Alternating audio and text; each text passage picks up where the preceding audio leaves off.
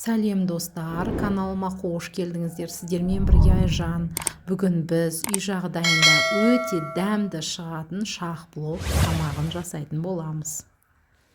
Керекті заттар: ет, сәбіз, пияз, юзум, ертілген сары май, куркума, тұз, қара бұрыш және басмаки күріші.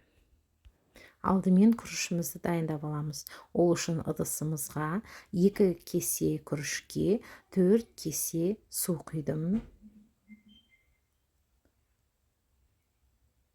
Кішкене жарты кесе тағы да артық құйып жүрсеңіздер болады. 1 қасық тұз салдым. Және де күріш шашырап пісу үшін кішкене су май құйып жүрсеңіздер болады. Ал мен 3 ас қасық су май құйдым. Күрішімізді салып, дайын болғанша отқа қоямыз. Күрішіміз дайын болғанша ең алдымен қазанға су майымызды құйып, етімізді салып, қуырып алдық. Үстіне пиязымызды салып, қызарғанша қуырдық. Пиязымыз дайын болғаннан кейін кішкене су құйып, куркума, бұрыш, тұзымызды салып, араластырып, қайнаттық.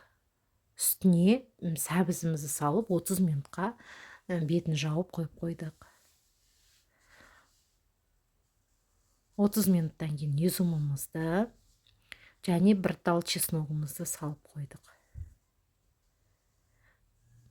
Дайын болғанда ертілген сары майымыздан кішкене құйып жібердік.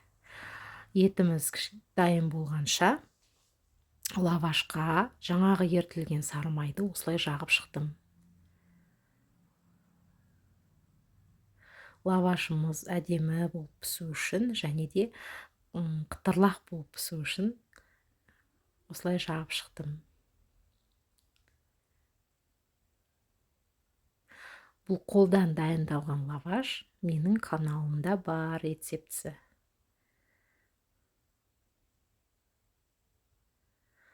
Содан соң дайын болғаннан кейін ыдысымызға лавашымызды осылай салып шықтым.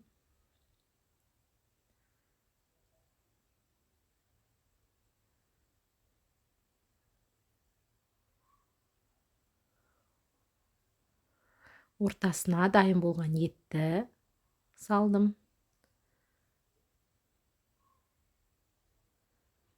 Шет-шетіне күрішімізді салып шықтым. Осылай әдемілеп шет-шетіне салып шығасыздар.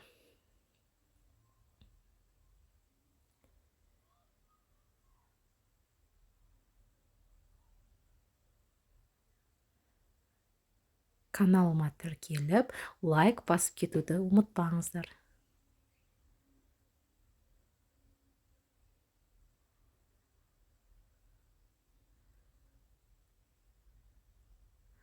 Және де бағанағы ертілген сары майды бетіне құйып шығуға болады. Мен осылай әдемілеп ортасына етімізді толықтай салып шықтым. Содан соң үстіне күрішімізді салдым. Түгел күрішімізді салып шықсақ болады.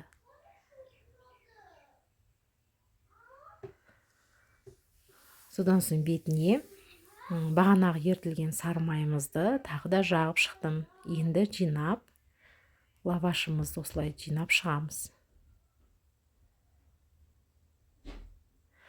Духовкаға 180 градуста 30 минутқа пісірдім. Менде осылай болып пісіп шықты. Енді кесіп көрейік. Осылай кесіп шығасыздар. Бір жасағанда дәмі өте керемет шығады. Жасап көрулеріңізге болады. Үй жағдайында жасалатын шах-плов.